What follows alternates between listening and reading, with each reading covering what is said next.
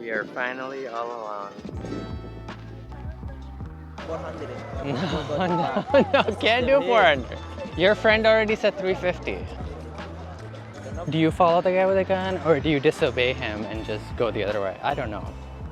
After a few crazy days in Cairo, we're headed to Aswan in southern Egypt. Not only is it home to several major archaeological sites, but it's the starting point for visiting Lake Nasser, one of the largest man-made lakes in the world, and the legendary Abu Simbel. We are out and about exploring Elephantine Island today. Elephantine Island sits in the middle of the Nile, and the only way to get there is by boat. It's home to a few Nubian villages and is much quieter than mainland Aswan. And this entire island has no cars and no paved roads. It's all explored by foot. It's actually not a big island. You can probably walk from the front to the back in about 30 minutes or so.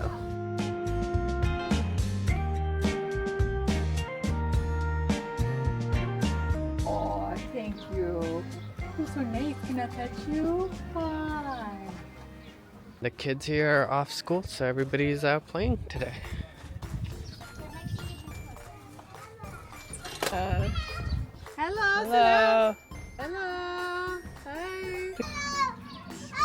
Hello. Hi.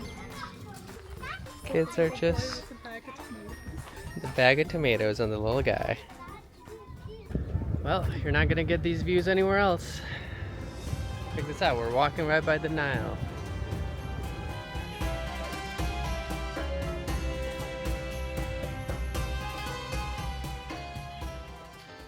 Vlog is uploading and I think we're ready to go explore Aswan.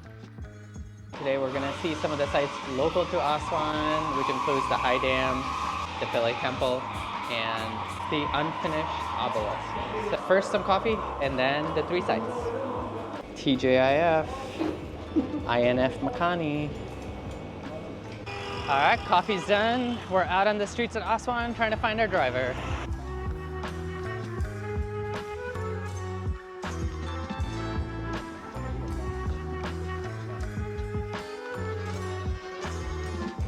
Well, we have made it to our first stop. It's the Azwan High Dam. For some of you know Egyptian history, they used to have a president, President Nasser, that did nationalize the Suez Canal, much to the annoyance of the Western world. And then he also got the Russians to help him build this dam. So this dam is the sign of friendship between Egypt and the Soviet Union back in the day. And there actually is a monument, a statue on the other side of this dam that commemorates the friendship between the Soviet Union and Egypt. It's a beautiful monument. I'm like, they were really grateful for the help that they got. There is a observation tower up there that we're not going to go to because it's an extra ticket. But it would be a really cool view if you want to pay the extra money to do it. Well, Melissa has found that she wants to be in every selfie possible. Come on, man.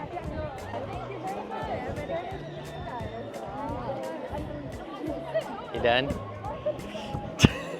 Selfies everywhere. I know. They approached me and they wanted photos, So time to move on. Next stop will be the Filet Temple here in Aswan. It's a pretty old Egyptian temple which was submerged in the water for a long time. There's a boat that we have to take there, so it'll be an interesting negotiating experience. This is where the haggling comes in. For 2 people.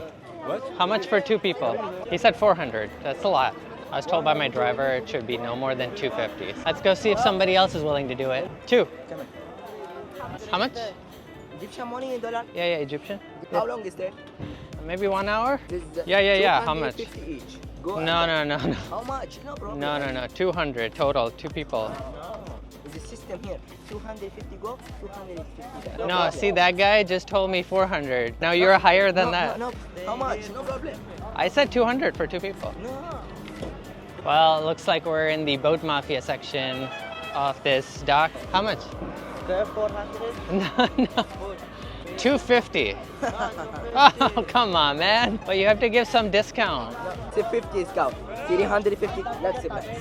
Turns out, the more you wait, the lower the price goes. So I'm gonna wait. You said 350 earlier. He gave me a discount already. 400 for both. Tips for the captain, 50 pound, 100 pound. Yeah, no but problem. No tips. No, both 400 maximum, two-way, one the back, share. With some other people? Yes. I'll share with them. You guys want to share? Yeah. How much for 4? I have no idea what they're saying. But like 4 people, how much? 4 people. We can go with it. How much, huh? 4 people. Yeah, but how much? 170 bowen, B-ball. 350, 5 two per- people, 350, two people. No, you were going for 350 before. Oh, there's no discount for 4 now. No. 400 for the boat. For 4 people. No system here, okay, for 2 people, 400, one boat, 2 people. No, I think I think we gotta find it. Let's go somewhere else. We can see. 400. Oh, he's gonna go for 400. We made it. We did it. Handshake? 400? Okay. It's on camera. To recap, 400 pounds total, so 100 pounds per person.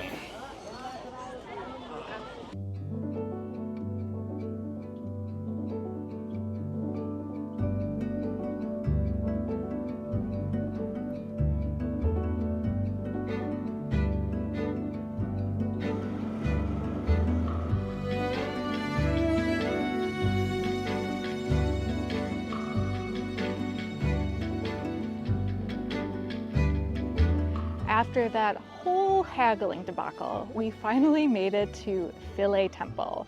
And the temple behind me is actually dedicated to the goddess Isis. Isis is actually the main deity represented on this island. Filet Temple actually used to be in a different location. It was on Filet Island, but when they created the old dam here, it caused seasonal flooding of the temple. So you could really only access the temple during the summer. In the 1960s, it was moved to this island at a higher location so that it wasn't completely submerged and people could enjoy it all year round. The one thing that amazes me is that every square inch is covered in carvings. You see it on the walls, in the doorways, archways. It's just amazing how much detail. Shukran. Thumbs up. Thank you, shukran. I think negotiation, half of it is just It's part of life and a part of culture. The process. Yeah, I think they just like doing it. Don't be afraid of haggling in the Eastern world because I think people love to haggle. It's part of their culture and people just love like having that back and forth. Sometimes it can get annoying, but you'll find it to be more worth it than not. So after a quick car ride here, we're at the unfinished obelisk, our last stop for today. There was a big crack in the middle of the obelisk, rendering useless. The interesting part of this is how they actually started carving out this obelisk. They didn't just get a giant stone, stand it up, and start kind of chipping away at it. They actually carved out the shape from the ground. So they started carving it out from the top kind of down. I guess now we're going to the other obelisk. Yeah, I got it. Where is it? Is this the obelisk? Okay. Oh, keep going. Oh. What is this? I don't know. I guess we're now hitting the obelisk. Is this legal? I don't know. Oh, well. What a weird thing just happened to us. Very strange interaction.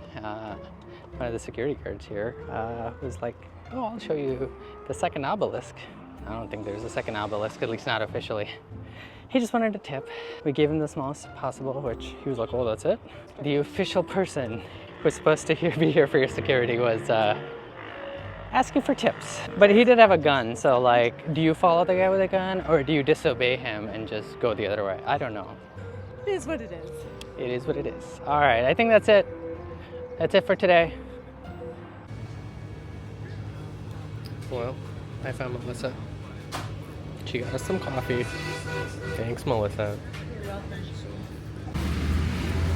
All right, this is our driver for the day. 3 hours to Simbel.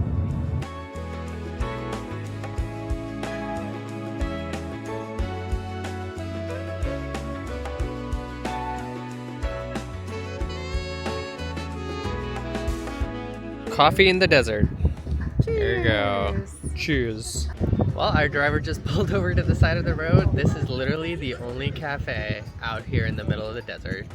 We're pretty far out there at this point. It's amazing just how much sand you see out into the distance. It's like sand up until the horizon. Crazy. It's podcast time.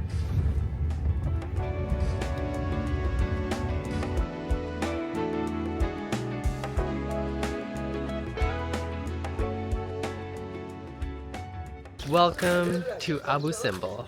We have just arrived and Melissa's a little hungry, so she's gonna eat some chips. Tickets are here. They were about 615 pounds, which is quite a bit of money actually, $38 for two. We're gonna walk to the Abu Simbel Temple. This temple was created in the 13th century BCE, so it's very old. It was created by the pharaoh then called Ramses II. He was very self-indulgent and really wanted to show his people that he was a god. Like most pharaohs, he wanted the people to understand that they were more than just kings, they were the god. So Abu Simbel is located by Lake Nasser, which is the world's biggest, oh wow. It is huge! 4 gigantic statues just came out from the side of this mountain. Unbelievable. I can't believe I'm standing in front of the Temple of Abu Simbel.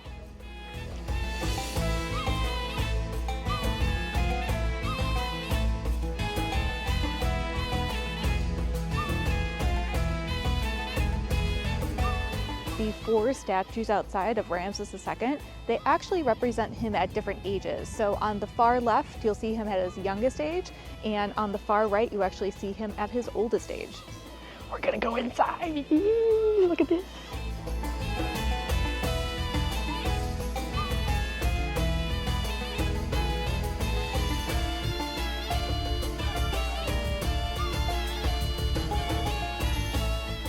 Most of these impressions on the wall show Ramses II defeating his enemies and taking them prisoner. He loved himself. Yeah, you can tell he's a big fanboy of himself. He was a me boy. But the 5-year-old in me, all I want to do is go up to these walls and touch them. I am fairly certain you are not supposed to touch them. Like, just, I want to feel texture. As out of respect and appreciation for this monument, there will be no touching today.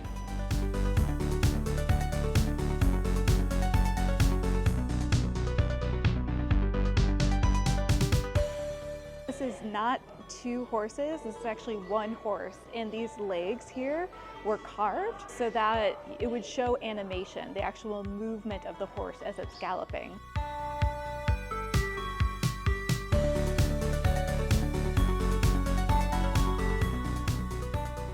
Okay, so now we have moved from the temple of Ramses II to the temple he dedicated to his favorite wife.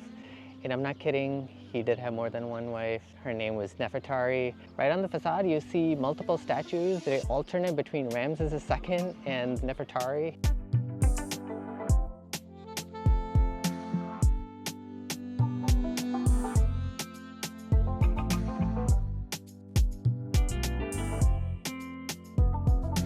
Guys, we have just entered the temple dedicated to Queen Nefertari.